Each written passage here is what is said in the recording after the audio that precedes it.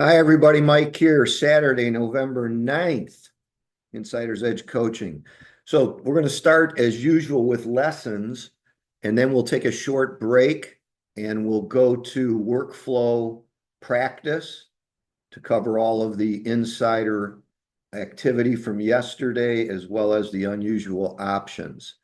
And today's lesson is one of it's tough to say what's the most important thing about trading, but I can tell you this. All the money is made or lost when you close your trade. Exits are really, really important. You get that spreadsheet every morning in the email with the insiders, and it's got entry prices, and there's always a little suggestion on should you hold, should you profit, should we close it? And all those decisions are very personal. I'm not here to give you specific entry and exit ideas. I'm here to give you training on the software and what I've found to be successful trading this for the last 18 months. Now, where you decide to get in is personal. You may go in right away the next day. You may go in intraday because now we have texting service. You may take a profit at any given point based on your strategies, your education, your style.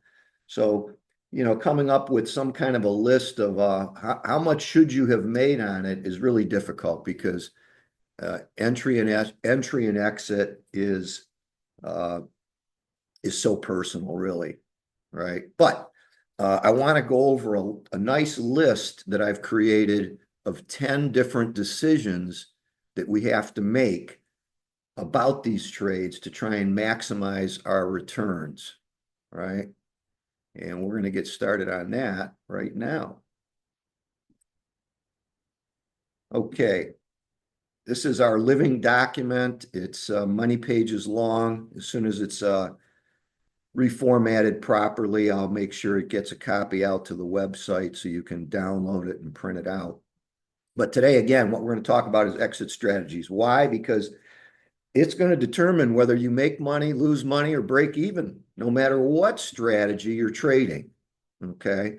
So I strongly encourage everybody to take the time to plan your trades with exit in mind. And again, this will depend on your style. So we're going to go through a few different ideas here. Take notes, and I will actually, what I'm going to do with this one is I won't send the whole document, but I'll take and email this list of 10 things we're going to go over. All right. Now, I can't be all inclusive on strategy exit ideas. I've just got a bunch here that I pay attention to, and I want to share them with you. So you can and should interact on this. I want the team to really, contribute because there's some really brilliant traders here. All right. And that's how we all get better is by sharing. Okay. So all the money made or lost in your exit. So do your research, document every trade you've taken, why you got in, why you got out, and make sure you're having a running journal of this. Because when you do that, it only takes a couple minutes, to update it. But when you do that, you end up being able to go through that journal afterward and start to see, how you did. You can look at the chart after you got out. You can, say, oh, maybe I should have done this, maybe I should have done that. So let's just start with some of these decisions that you need to consider in your trade plan. All right. And the first one is you really have to start, and I teach this in the trade plan course that's in your membership area, the Ultimate Personalized Trade Plan course. If you haven't taken it, do so. It's part of your membership. It's 90 minutes long. Regardless if you have a trading plan or not, you will find some tweak to your plan by going through those lessons. But the first thing I always start with is time. Okay. Every one of us has a different life, family, work, retired, doesn't matter. We all have, challenges on allocating time. And so the first decision I always like to consider and train people on is, what is your trading time commitment? All right. Now, if you take a look at this particular strategy, I can assure you that you will do way better with a portfolio than you will picking and choosing one or two options here or there. I run 20 to 30 positions. I've done, I got it down a little bit to about 15 at one point, but noticed that I was missing too many good trades. And I've decided that 20 to 30 positions is where I'm comfortable doing my management, because I choose to manage those positions daily. That means I'm putting in, several minutes at least, maybe in upwards of 15, 20 minutes a day, just going over them. I'll do that twice a day on a busy day, when the market's really moving, just to check profits and losses. But if you're just cherry picking a few and you're trying to do this with 3 or 4 or 5 positions, I don't think you're going to get the same results that you should be getting, the good results you should be getting. You need to have activity in it. And here's the reason why. So I've been keeping this strategy in a separate account it's a 1-year anniversary. Either this week or last week, something like that. November was when I started keeping really accurate records on it. And so that account, because it's discrete and I've taken no money out of it, I can tell you that I'm up 128% in 1 year. Okay. That's good. That's real good. Can I do better? Yeah. And that's the point of, monitoring this stuff, is always figuring out, like, what did you do wrong? I look back at a little drawdown I had in May, and I looked at those trades that I was taking that, didn't work out and ended up having a losing month. And I said, all right, so not doing that again. And of course, you guys get the benefit of all that, because every time we have one of these training sessions, I'm introducing some new edge that I've found in doing this, right? So I don't see how I could have possibly have done 128% in a year if I was trying to do this with 2, 3, or 4 positions. It just doesn't happen, because the majority of the trades, over half the trades, are losers, but they're small. I size my position to what I'm willing to lose. A lot of times I'll get out before I lose the whole thing, but for the most part, that's the check I'm writing when I get into the market. My mindset is, all right, if I'm going into this trade, I have to be prepared to go all the way to expiration at 0. Am I willing to do that with this amount of money? That's my view of it. Now, as I already mentioned, I do take off some of those trades with less of a loss.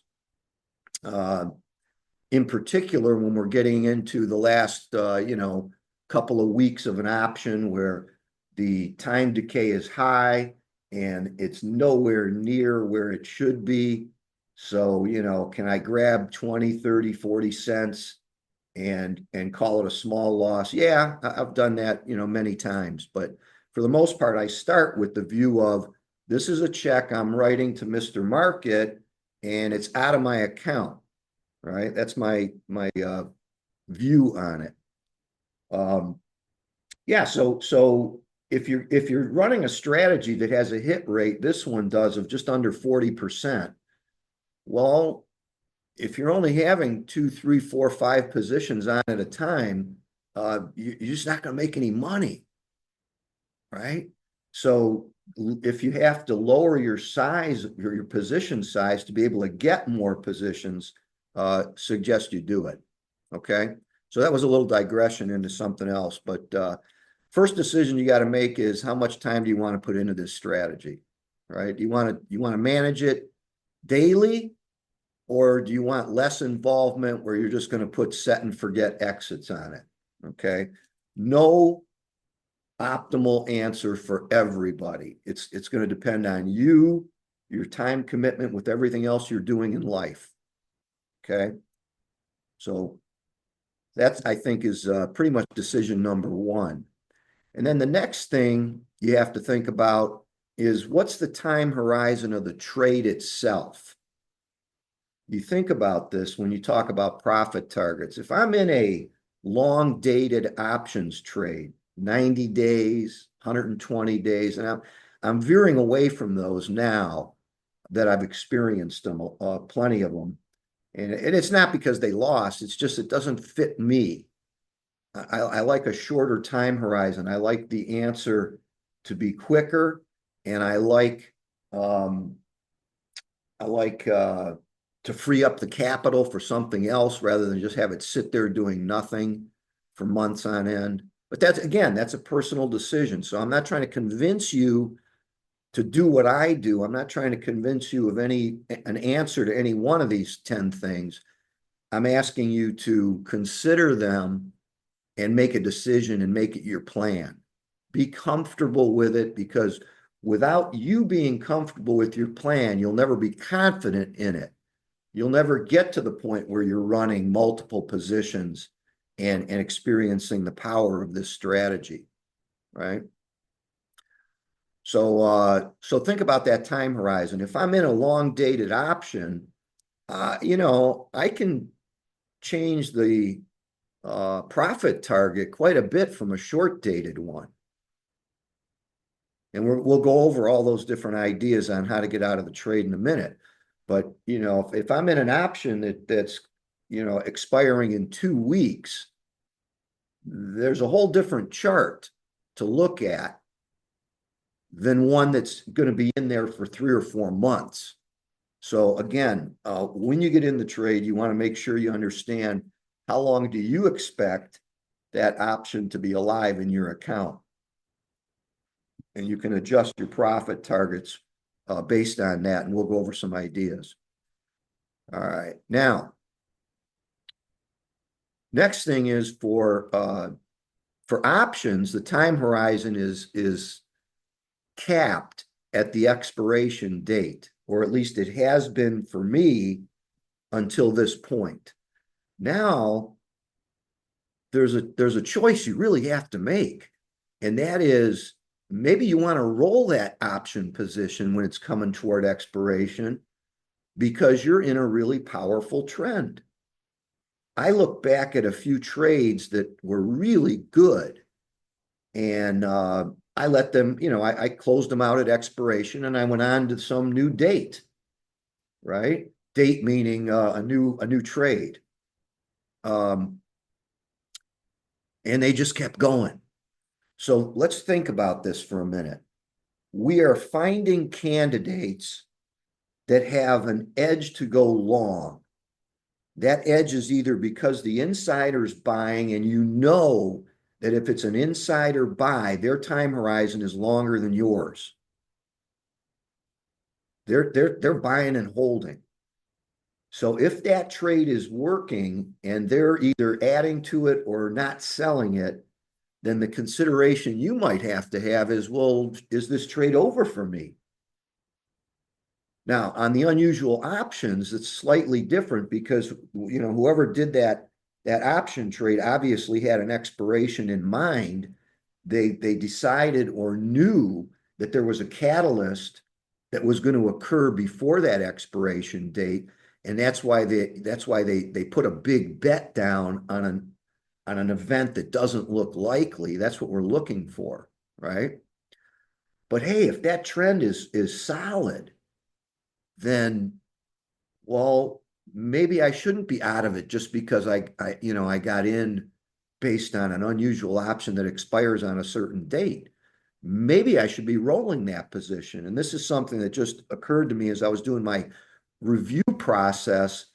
I got out of some really good trades. I'll show you charts of them when we get over to the trading platform that just kept going. And I'm looking at it and I'm saying, well, all right, I mean, I'm happy I made a good profit on it, but why didn't I stick with it? So again, we're finding a candidate because there's some edge we believe, some non-public information that is going to propel this stock or option up. It doesn't mean that it ends just because we have an option that expires. So consider that in your trade plan instead of just simply ending it and looking for uh, a new trade. All right. Next up is how you get out. Well, all out or scaling out. If you go back over your trades, and I've done this because I've been scaling out, there's been very, very few of them that I left the whole position on till the end. Um, but what you're going to see and what I've seen is that if I let some of those trades run to expiration as opposed to scaling out, I would have made a lot more money. And that makes sense because if it does what it's supposed to do, and I had 6 contracts, and by the time I scaled out, I only had two. That's a big amount of money that you're not getting. So scaling out has a benefit in that some of those trades have soared and then collapsed. One that I can point to right now is Alcoa. Was it Alcoa? No, Alcoa did go down yesterday. It was, hang on a second.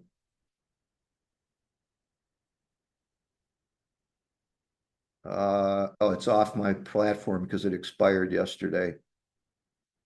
Yeah, I'll find it. Anyway, it was, I had scaled out of it and came down to just one contract before expiration. And it did collapse on earnings. It didn't go up on earnings Thursday as it was as we intended it to do. So in that case, I did better. But again, this is going to be something that's got, it's a style issue. Do you want to scale out and give up some really spectacular gains when they occur? Or do you want to, roll that dice and see open profit go away? Very personal. And you may make that decision, back or forth, depending on the trade itself. But you do need to make that decision. And it's always good to have these kind of decisions in a plan so that you know what you're following. You're not guessing or getting emotional, right? So we've got to do that. We've got to make a decision on how we're exiting, right? Now, then you start getting into, all right, when should I exit?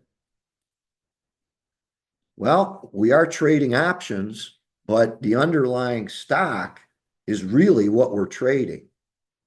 So you can look at those chart features, double tops, supply, parabolic moves, ATR extensions. All these are valid ways of getting out of a trade where you think it's going to start to fade, right?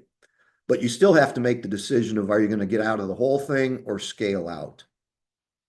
But clearly, we're all trained in chart reading and different technical indicators, supply, demand, whatever else you've learned about trading. And those are all good places to look for a profit before expiration. Now, this is a big one, and it's not an easy one. But part of exiting is not just profit, it's loss. So when you go into these, you do have to have a stop loss in mind. Now, I've already shared with you how I view them. Doesn't mean you have to do the same thing, but I like to size my position for what I'm willing to lose. And then sometimes, as I already said, get out of an option that's kind of coming down to almost nothing. And my vision is the likelihood of it all of a sudden popping is not there, right? So you got to consider that. Now then that ends up being a question about execution. Now, with stocks, a stop loss order is pretty simple. You can set it and forget it. You can put a stop market on it. You could put a stop limit if you're concerned about it. But with stocks, they gap down, and you're not going to be precise with your exits all the time. Now, options have a different problem, and I'm going to ask those here who are familiar with what I'm going to talk about to chime in, because I've never used a stop loss on an option. That is, entered it. My consideration is this. If I've got a profit target, I got an option that's trading at, let's say the bid ask is 4x5 today, and I want to get out of it, I'll go in and put a limit order to sell it at 5, 5.25, 5.5 maybe above the ask. Why? Because I'm willing to take that as my profit, and I know that if the market is at a 5 and I'm asking 5.25 or 5.5, what I'm really saying is I expect the market to continue rising today, and I'm going to get filled at a better price. Well, it doesn't always happen, but I don't consider that risky. I consider it a safe exit. I would not do the same thing with a stop loss. I haven't tried it, but it seems to me if I'm putting in a stop order on an option that's below the bid, what happens to that? I've never done it. Does anybody done that? Does anybody know what happens when you put in an order that is to sell that's below the bid? See, in a stock, what you're saying is, well, if price drops to that level, I'll agree to sell the stock. I don't know if that works in the options market with the bid and ask spread and the market makers having potential manipulation of it, especially with the more illiquid options. So I'm going to stop right there and just ask again, has anybody used a stop loss order on an option? Mike, Yes, can you hear me? I can. Who's this? Oh, you should tell me. Kevin? No, Anthony. Anthony. All How right. you doing? Yes, Excellent. I have tried using stop losses on my options, and every time I've done it, I've gotten taken out, only for it to just go right back up and higher or down, whichever way. Yes, every time I've put a stop on an option, I've been taken out every time. Okay. This is exactly what my fear was. And guess what, Anthony? Since you Yeah, tried that and took the loss, lunch is on me next time. sounds great, Mike. Thank you. You got it, man. You got it. All right. So let's just change this right now. We've got empirical evidence that there is no way you should be using those stops on options.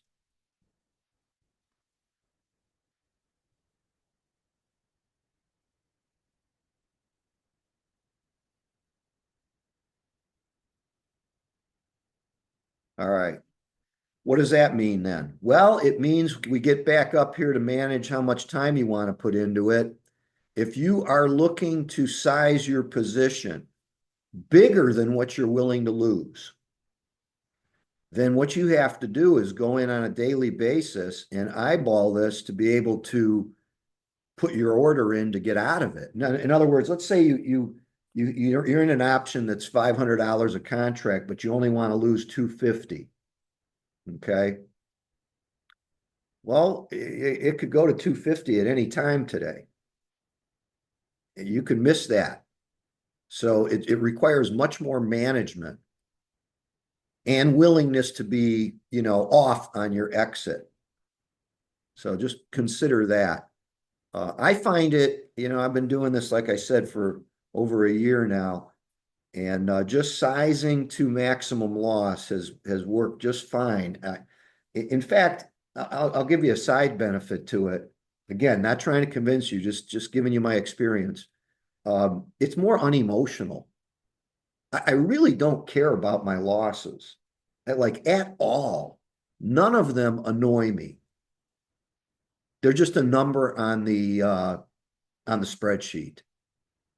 So I like that. That gives me peace of mind. It doesn't make me sit around, oh, I don't, should I get in this trade? If I lose it, how's it going to affect? And I don't want any of that. I'm looking at it saying, look, I got significant evidence that this is the right thing to do. I've got hundreds of trades that I put on, well up in the account, happy with the performance, looking to tweak it to get better. I don't care about losses. I don't want to even consider it. No, that's my view, and I encourage you to give it a shot. Whoops. Unless you have something else. Anybody have a different view on managing the risk of options other than what I'm talking about? Yes. Go ahead. What I've done is if I size a little bigger on something, if I hit 50% loss, I'm out. But you got to watch it. I got to watch it. Okay. All right. And that's fair. If you have the time and you want to do that, that's exactly, and like I said, you don't have to be precise, right? If you got a $500 contract and you only want to lose 250 of it, and you open up your platform and you see that it's trading at 235, well, all right, you got a little, call it slippage, you can get out. But that just requires more work. Not a problem. And by the way, that's a really good, if you have the time and you want to do that kind of management of it, it's really good because it allows you to take bigger positions. And that simply means you're going to have higher gains, right? Your gains Exactly. are limited to your position size. Good job. All right.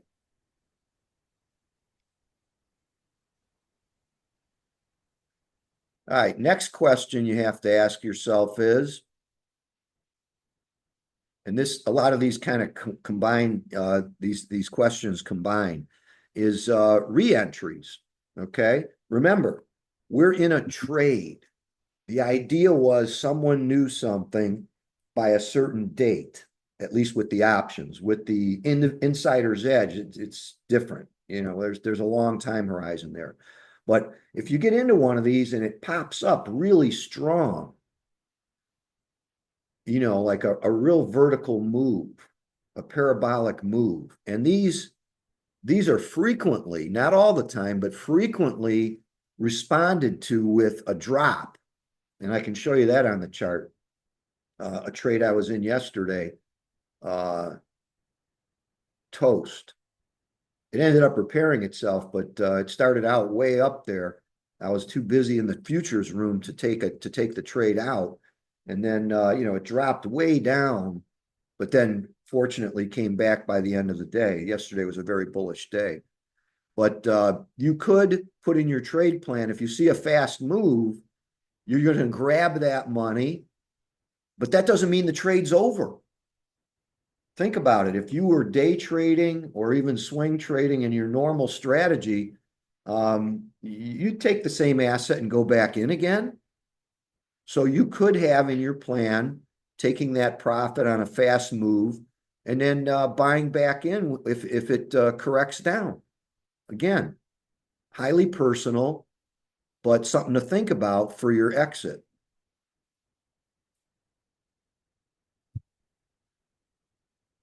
And then there is, I know there's some traders like to just look at the money. And they'll say, all right, I'm risking $200. If I make 400 or 600 or whatever, I want out. I wouldn't recommend that for the whole position, because the real money in this strategy that I've found is made on those infrequent trades that just go straight up, like beyond what you would think. And I'm going to show you one of those with Palantir. In fact, I put it in the WhatsApp the other day. Great example of everybody thinks, not everybody, but a lot of the noise on the street, things you read, are Palantir's way overvalued. It's trading at 100, over 100 times earnings. There's no way it can sustain that. Yet, day after day, the thing pounds higher and higher and higher, right? So I wouldn't recommend a fixed dollar gain unless part of your strategy is scaling out. Then fixed dollar amounts may be a reasonable thing to do. But why? It's got nothing to do with the stock. If you want to scale out, go look at the chart. Go look for some supply. Look for some chart features, big moves, double tops, ATR extensions, anything like that that kind of gives you some evidence that maybe this thing is losing steam. All right. But again, it's up to you if you want to use fixed dollar gains. And then the last decision, and then I'll open it up to anything anybody wants to talk about, is break even. Okay, this is kind of like managing it after you've already scaled out at a profit and saying, well, let's see, I've got, like with Palantir, I've got 5 contracts left. I've scaled out of it a little bit already. So I've got 5 contracts left. I could be watching it and seeing, oh, if it's coming down near break even, I'll take the money so that I don't give up all the option premium that's left in the trade. So that's a decision. But again, it's going to take you watching it. And that is the 10 exit strategy rules or considerations that I wanted to share with everybody today that you need to. In fact, you know what I'm going to do? I'm going to put this right now rather than waiting around for an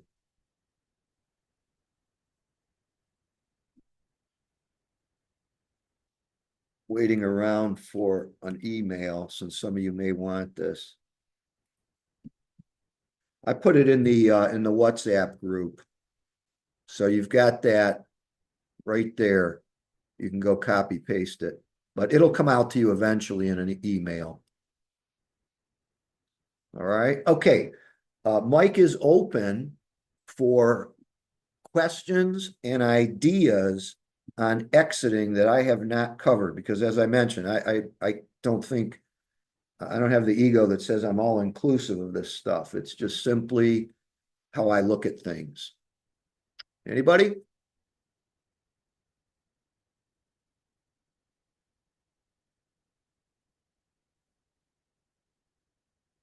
No? Okay.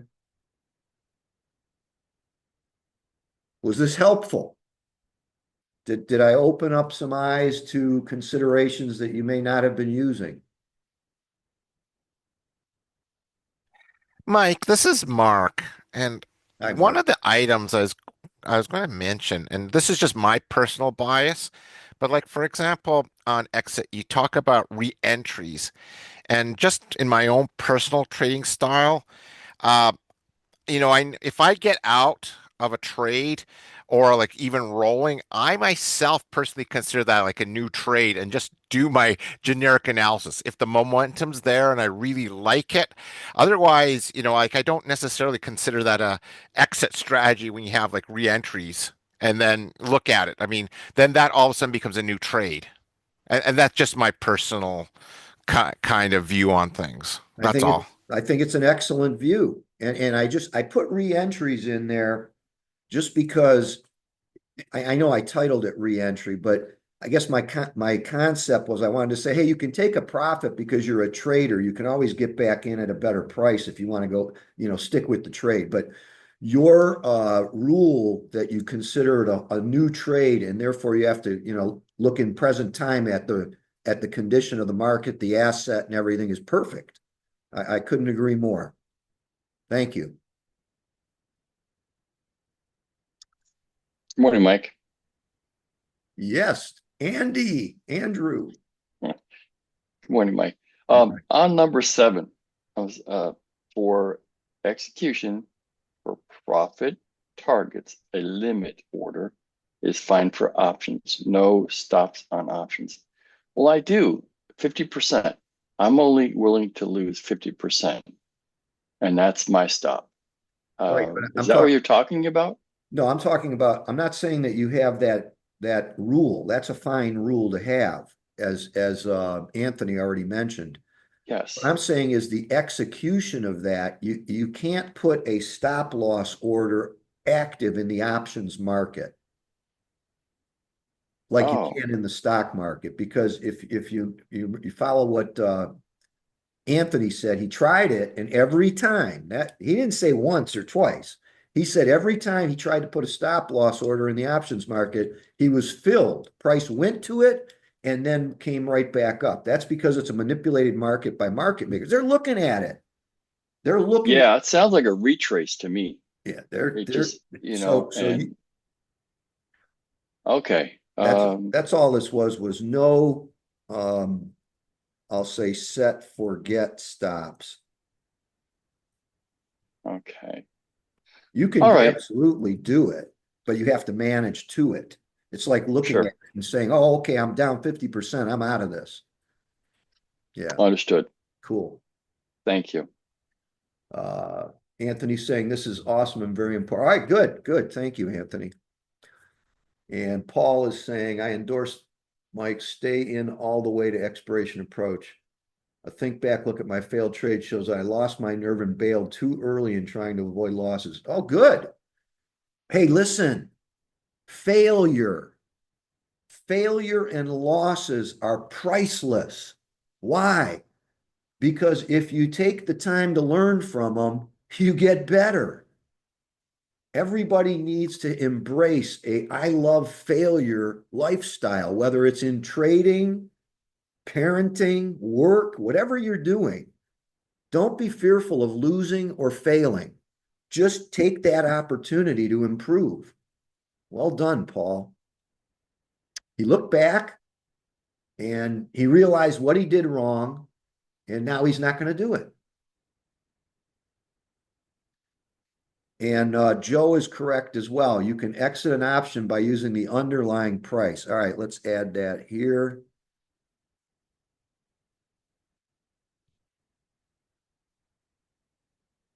Underlying price.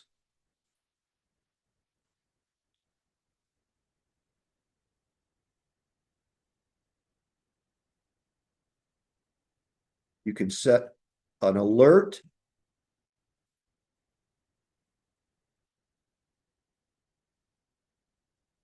And then trade the option. All right. So if I'm thinking about this, Joe, I go ahead and I put an alert on the price of the stock, whether it's a target or a stop.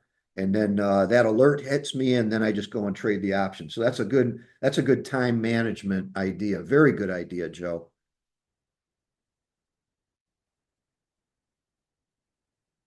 Or are you saying you can do it automatically? Nancy's asking, how do you do that in toss? Are you saying that you can take and sell an option at the market? You can execute an option sale based on the underlying stock's price? Yes. Yes. What you do is that I mean, I'm not that adept at TOS. I use it. There's extra steps, and you use the mark, right? At a certain, if let's say Boeing, it hits a certain price, then you'll sell the option, right? Yeah, gotcha. That's the criteria, and then it's just set and forget. You just do it. Okay. That's you don't have to really monitor. You just say it's like a stop. Same as if it's a stock, only you're selling the option. It's a condition order.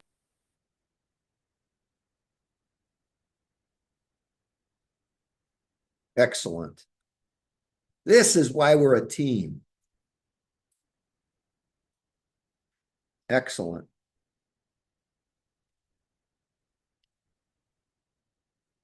So got some stuff to practice this week, huh?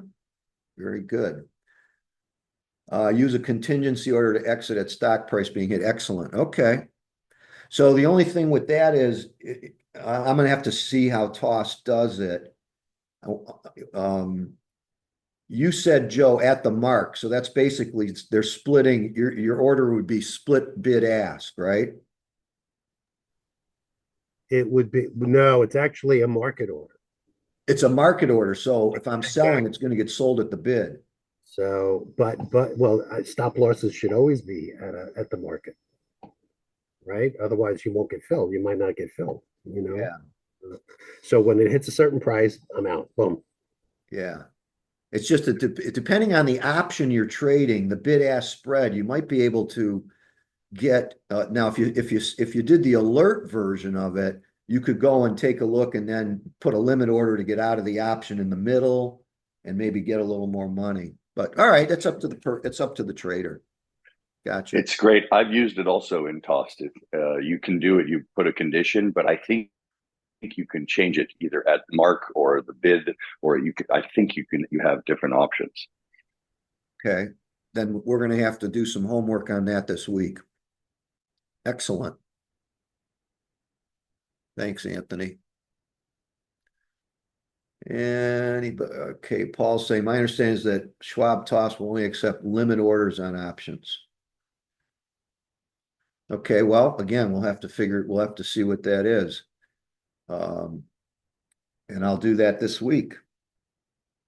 There's plenty of training in Toss. It's really a great platform, and they've got a lot of education on how to use all those tools. I haven't been through it all, and that's something I'll dive into. Okay.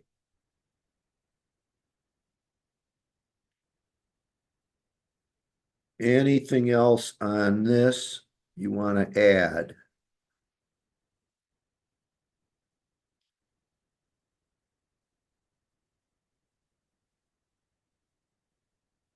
I'm just putting this number 11 into the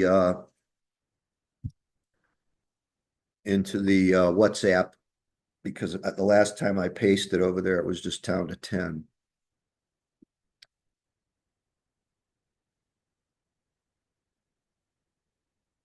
Okay. All right. Well, last chance. Questions, suggestions on exiting.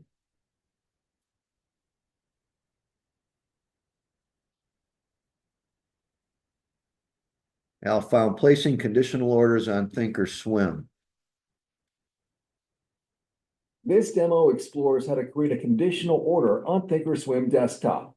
Conditional orders are advanced orders that are automatically submitted or canceled if certain criteria. Okay, there you go. We're not gonna go through it right now, but everybody has that link. If you have Toss, you can go through that video, make it real easy, and practice doing it. Thanks, Al. You know, Al, you're always good at that. I've noticed that over the years, every time there's something that we need to have researched, you find it like instantly. Congratulations, man. That's a great teammate. Okay, with that, I'm going to go ahead and wrap up the lesson and take a couple minute break, and then we're going to get into workflow.